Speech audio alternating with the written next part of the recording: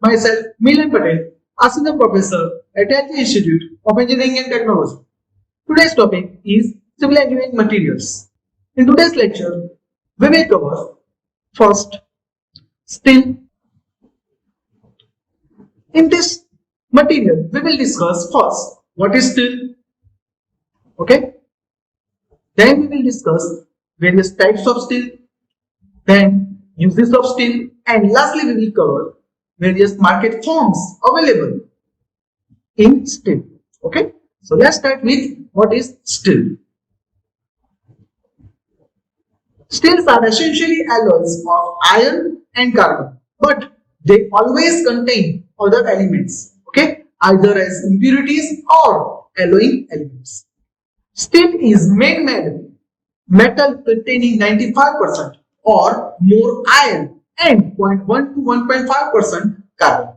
Smaller amounts around 1.6% of manganese, nickel to improve the certain properties of steel. Okay, carbon improves strength or hardness but reduces the ductility and the toughness of the steel. Okay, it is an intermediate stage of cast iron and wrought iron. Cast iron can take compressive stress while wrought iron can take tensile strength more. Okay, steel is suitable for all construction processes. Okay, it is highly elastic, ductile, malleable, and weldable material. Okay, it has a high tensile and compressive strength and resists wear and tear much better compared to any other materials. So this is called as steel. Okay.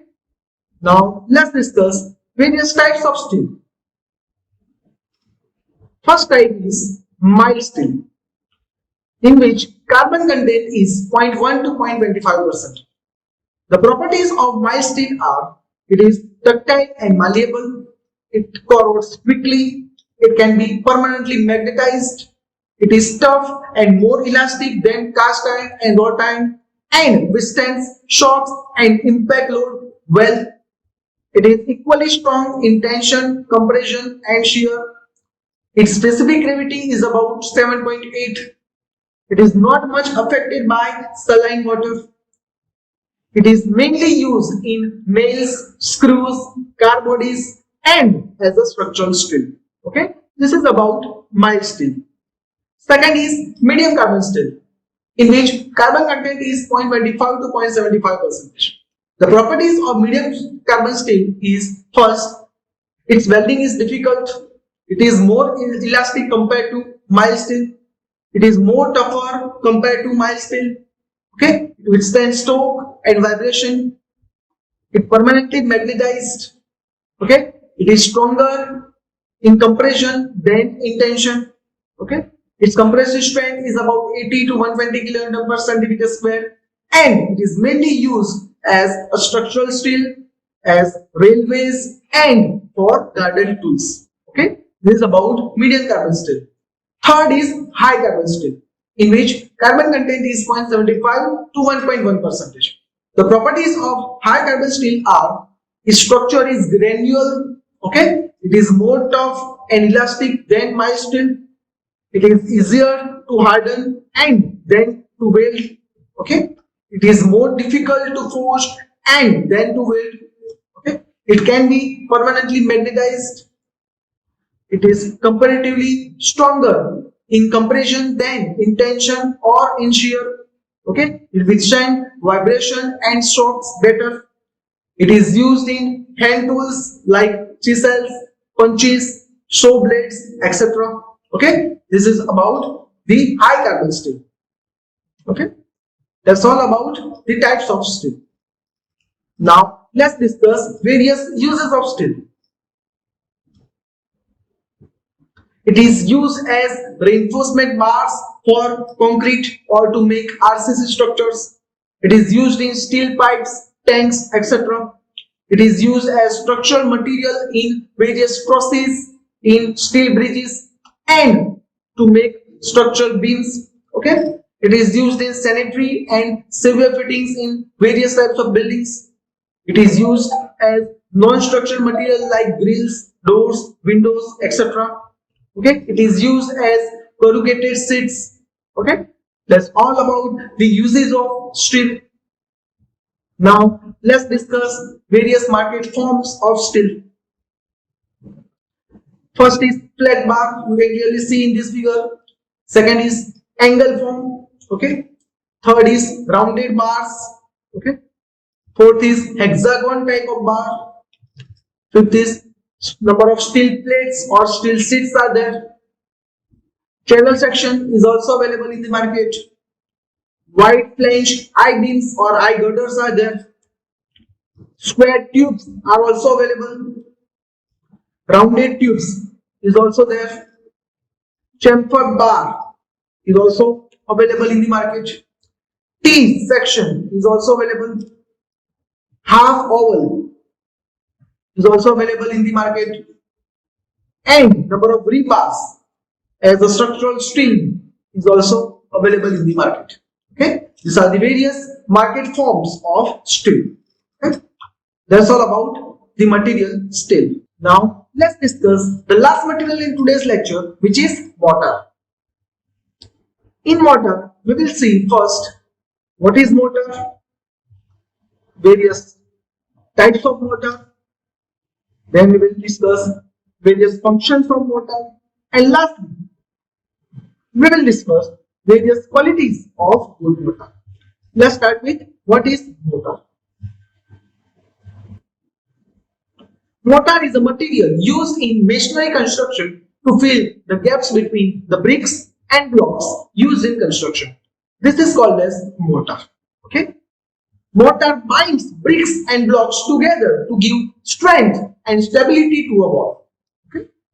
A mortar joint ensures the bond between the compressed earth blocks, and this bond gives the masonry its cohesion. Okay. Mortar is a mixture of sand and a binder such as cement or lime and of water. This is applied as a paste which then sets hard. Okay. Mortar is a workable paste which is prepared by adding required amount of water to a mixture of binding material and fine aggregate. This plastic paste is useful to hold building materials such as stone, brick, etc. Okay. This is called as mortar. Now let's discuss various types of mortar. First is lime mortar, second is cement mortar, third is gypsum mortar, and the fourth is surkhi mortar. First type is lime mortar. In case of lime mortar, lime is used as a binding material. There are two types of limes, namely fat lime and hydraulic lime is used for preparing lime mortar. Okay. Here in white color you can see the lime mortar. Okay. Fat lime in lime mortar requires 2 to 3 times more sand compared to the hydraulic lime, and it is used for drying. Hydraulic lime and sand is in proportion of 1 and 2 will give good result in damp conditions and also suitable for waterlogged areas. Okay. The lime mortar has high plasticity, so it can be placed very easily in airy conditions. Okay. That's all about the lime mortar. This is basically used in foundation. Okay. Second is cement mortar. This is called as cement mortar. In this, cement is used as a binding material and sand is used as a fine aggregate. Okay. The proportion of cement and sand is decided based on the specified durability and working conditions. Cement mortar will give high strength and resistivity against the water. Okay. The proportion of cement to sand may varies from 1/2 to 1/6. Okay. That's all about the cement mortar. Third is gypsum mortar. There is a gypsum mortar. Okay. Gypsum mortar consists of plaster and soft sand as a binding material and fine aggregate. Okay. In Egyptian ancient structures called pyramids, gypsum mortar is mainly used. Okay. Gypsum mortar will have low durability in damp conditions. So gypsum mortar is the combination of chalk powder, water and sand. Okay. That's all about gypsum mortar. Fourth is surkhi mortar. Okay, this is called as surki. Surki is a finely powdered burnt clay which is free from any admixtures or impurities. Okay, it will give more strength compared to sand and cheaply available in the market. Surki mortar consists lime as a binder, surki as a fine aggregate, and a water. Okay, here surki is used as a fine aggregate. Sometimes half amount of sand and half amount of surki powder is used. That's all about surki mortar. That's all about various types of mortar. Now let's discuss functions of mortar. First is it provides binding force or cohesion between the structural units. Second, it acts as medium for distributing the force throughout the structure uniformly. Additional strength and resistance against rain penetration and other such weathering agencies is provided by the mortar. In stone or brick masonry, it fills up empty joints. A thin liquid mortar used for such purpose is called as grout. It does pointing or plastering to the structures. Okay, these are the various functions of the mortar. Now let's see the qualities of good mortar. It should be easily workable. It should set and harden quickly so that construction could be done with speed. Okay, it should not develop any cracks on drying. Okay, it should be durable or long lasting. Okay, it should be capable of developing the design stresses. It should be capable of resisting penetration of rainwater, and it should be cheap and economical in the various areas. Okay, these are the various qualities of good mortar. Okay, that's all about the mortar. I hope you all understand these materials. See you soon in the next lecture.